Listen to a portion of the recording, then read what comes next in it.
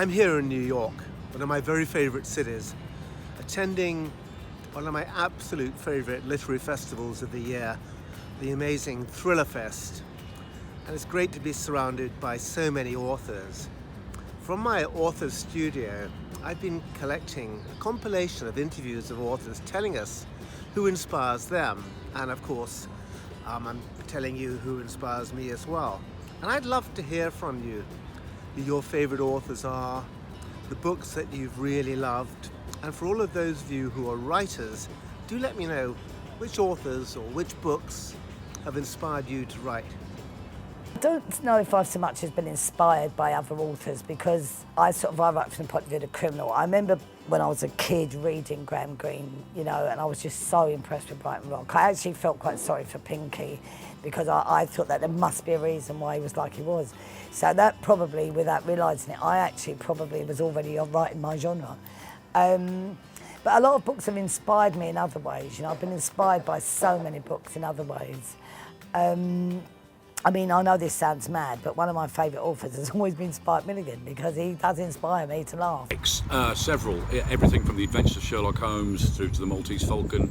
But the two books that made me go, oh my God, this is what books can do, were Jaws and The Godfather, which I read back to back one summer when I was about 13, and I'd never read books like that, that just knocked you back in your seat. Also, they both had dirty bits in, which I think is quite exciting when you're a 13-year-old boy.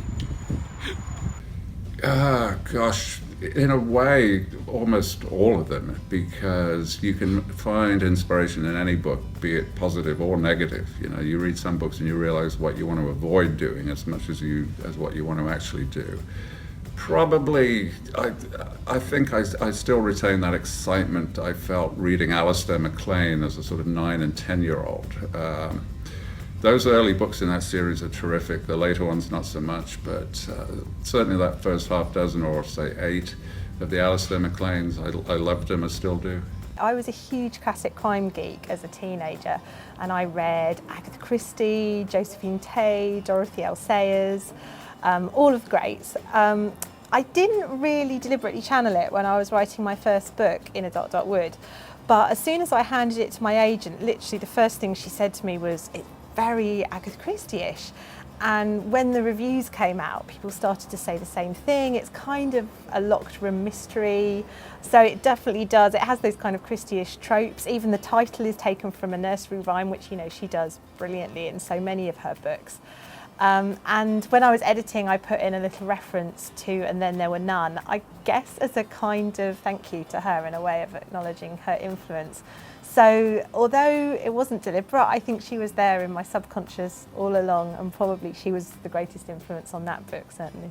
I think probably 3 books actually really inspired me as a writer and after reading them, I wanted to write thrillers. One was a book called A Simple Plan by Scott Smith. The second was a book called Every Dead Thing by John Connolly, and the third was a book called The Poet by Michael Connolly, and I read them all one after the other.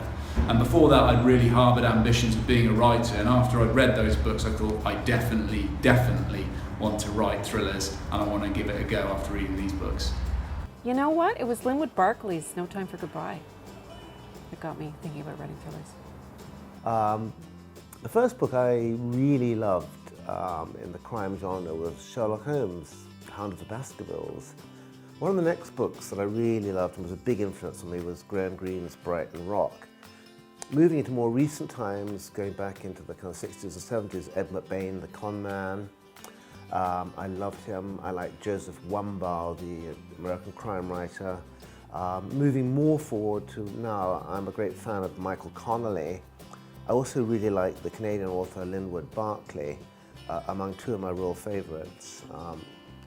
One of the best single novels that I've read in the last few years was Claire McIntosh's I Let You Go. And another was a book in translation by the French writer Pierre Lemaitre called Alex. I thought that was a mesmerizing book. My all-time favorite crime novel, next or parallel with Brighton Rock, has to be The Silence of the Lambs by Thomas Harris.